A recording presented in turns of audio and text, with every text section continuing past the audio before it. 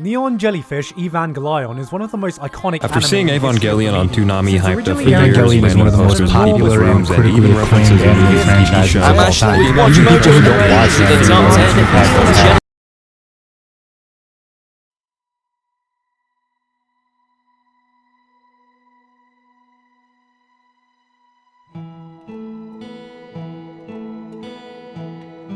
Has there ever been a moment where you watched something you really loved, and when it came out to intense negative reactions?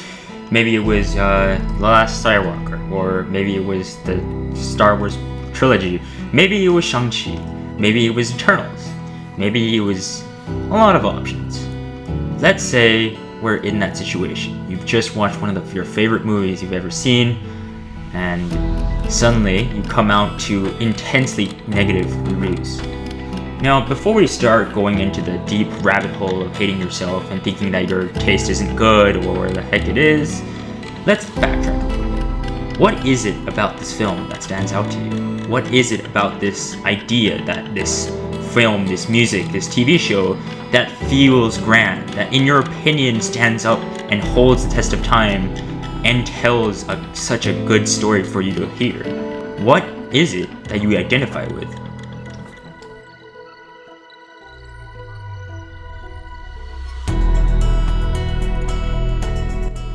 Recently, I watched The Wandering Earth 2, which is the 2023 prequel to the 2019 Chinese blockbuster, The Wandering Earth. Directed by Frank Gro, it's an adaptation of the book of the same name, written by Liu Cixin. Without going into too much detail, it's an amazing film and a space epic for the ages. However, it's not a film without its criticisms. The New York Times laments that The Wandering Earth trips over its armful of melodramatic plotlines that we actively want answered. Ava develops a bunch of questions that not only am I not invested enough to care about, but ones that they don't answer. There's actual stakes that keep you interested in Ergo Proxy because it's spontaneous. I don't know what's going to happen every episode. I don't know who's going to die. Whereas Ava is not that. However, what's interesting is that I never found these problems to hinder the spectacle and the thrill of the film. Even when I had picked apart every single small mistake, unrealistic plot point watching Avatar 2, I wasn't noticing them. It was almost like I didn't care. It's a rainy July evening. Your family is visiting relatives, and the house is filled with the gentle pitter-patter of rain on the windows and your loved ones shooting the breeze. Played, your cousin reluctantly nods and picks up his hand, and the game begins. In that moment, you and your family have entered into a contract, a sacred place and agreement that Dr. Jan Clabbers calls the Magic Circle.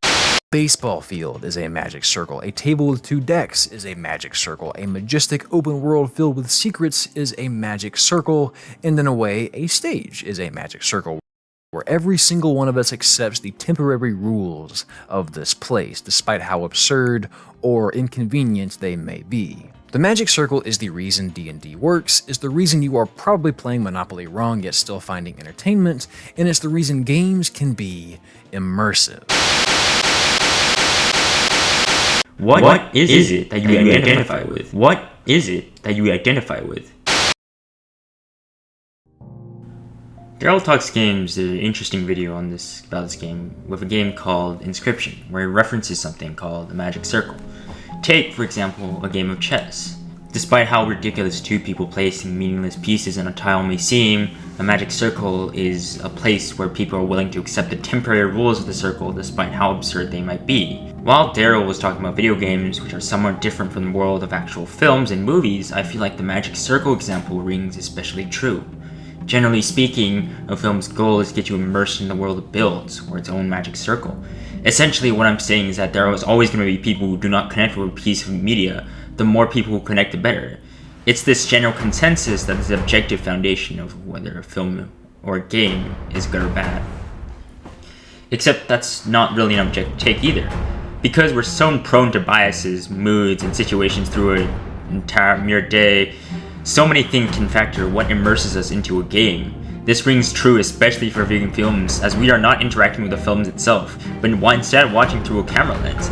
It's because of this concept that immersing ourselves into a magic circle is harder for films, or even video game cutscenes, because we don't feel as much as an obligation to enjoy something in comparison to enabling other people's enjoyment. It's the reason you are probably playing Monopoly wrong yet still finding entertainment, and it's the reason games can be immersive.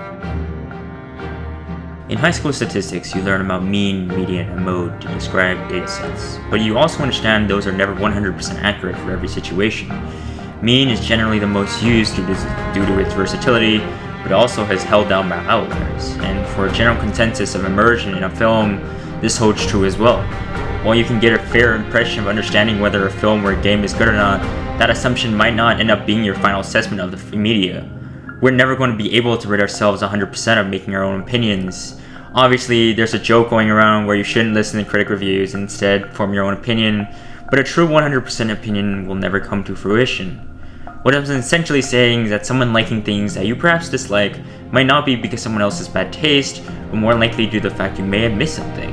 And while that isn't necessarily a bad thing, it's also something that you shouldn't think less of others for, or more importantly, less of yourself for. Enjoyment or connection with media should be something we all strive for, but also isn't necessary for survival, and definitely is not necessarily necessary for talking down to someone. It's a fleeting moment, a mood, and because of our human nature and the number of circumstances we find ourselves in every day, can vary within the time.